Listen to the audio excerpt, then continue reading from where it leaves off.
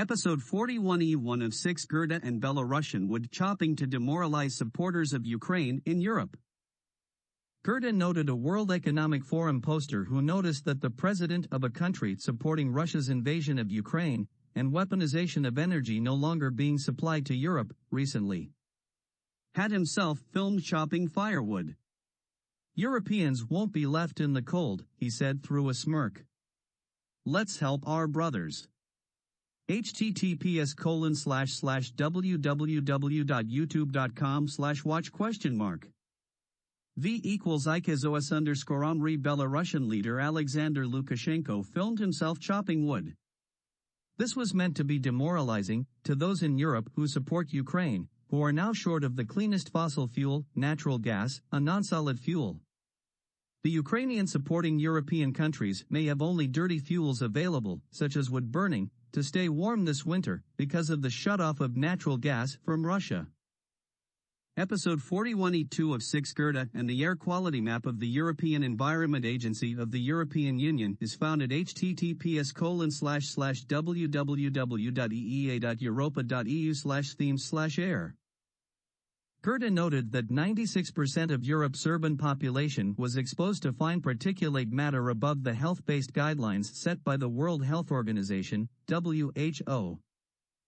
There is a new mobile app available for download. How clean is the air you're breathing right now? How does the air in your city compare with that of a neighboring city or region? Air pollution is the single largest environmental health risk in Europe.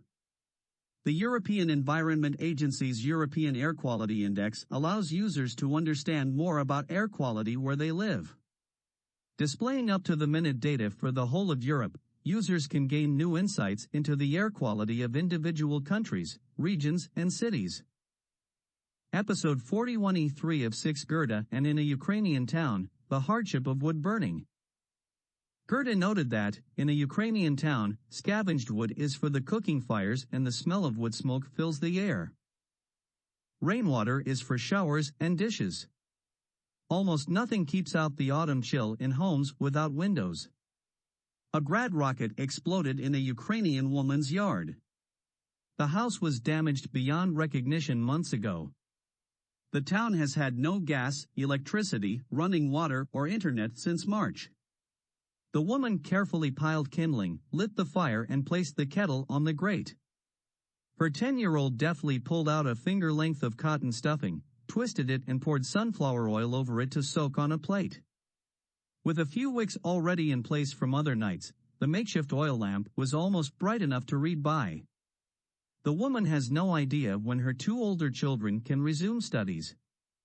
I can't predict what will happen next. Winter is the most frightening. We have no wood. How will we heat? The woman asked. She had no answers. Episode 41E4 of 6 Gerda and 48 arrested over France's summer forest fires. A wildfire near Bellon-Belayet, southwestern France, in August 2022, was one of many. Police have arrested 48 people for allegedly starting forest fires in France during the summer, a spokeswoman said Friday, after a season marked by large, devastating blazes. Up to 10,000 French firefighters a day were mobilized this summer to fight fires that have ravaged more than 65,000 hectares, according to the European Forest Fire Information System, a record since the start of satellite data in 2006.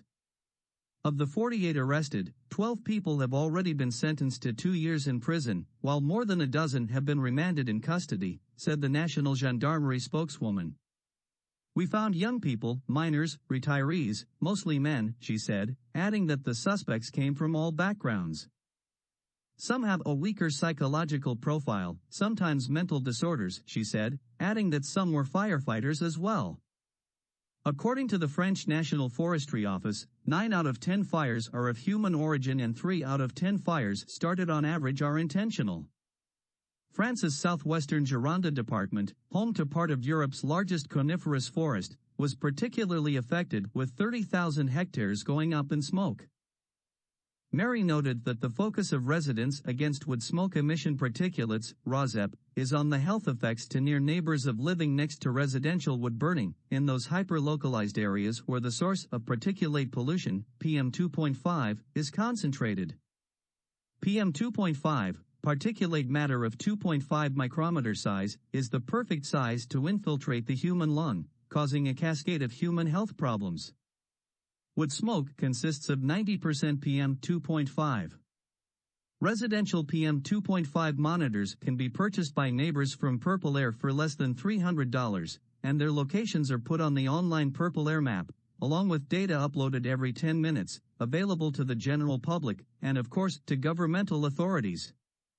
Neighbors of residential wood burners would like their Purple Air PM2.5 monitor data to be used to regulate and shut down residential wood burning detected at neighbors' fence lines that exceeds the World Health Organization, WHO, standards of 5 micrograms per meter cubed or future U.S. standards of 8 micrograms per meter cubed.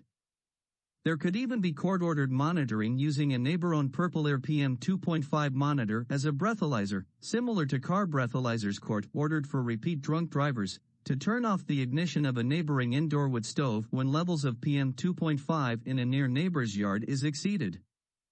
In this way, governmental authorities would not have to check the make and model of an appliance and would not have to rely on unreliable certification and other worthless assurances of levels of wood stove particulate emissions by the company that manufactured the wood stove. Purple Air monitors also provide data every 10 minutes 24 hours a day, and data can be downloaded from the map by governmental authorities the day after the PM2.5 levels are exceeded, during normal government working hours.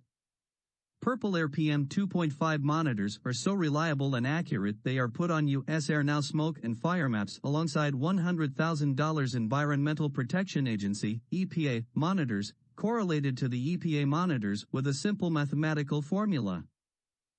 But to publicize this, it is necessary to point out that living hyper-localized next to a residential wood burner is essentially the same as living hyper-localized next to any kind of PM2.5 emitting wood burning appliance, next to a PM2.5 emitting wood burning wildfire or next to a PM2.5 emitting industrial biomass, wood, burning facility.